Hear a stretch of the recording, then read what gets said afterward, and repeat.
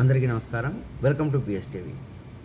Over night సెలబ్రిటీగా మారిన Kumari aunty street food stall owner విషయంలో యూట్యూబర్లు చేసింది ఎంతవరకు న్యాయం?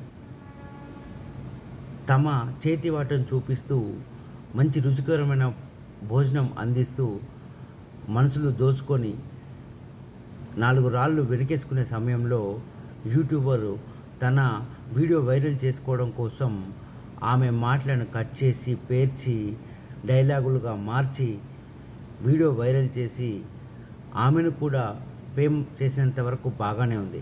కానీ ఈరోజు ఆమె స్టాల్‌లో పొయ్యి వెలిగించలేని పరిస్థితికి రావడానికి కూడిన ఒకందుకు మనమే అని చెప్పుకోవాలి.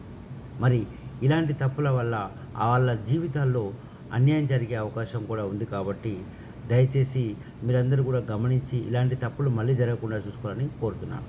జై హింద్.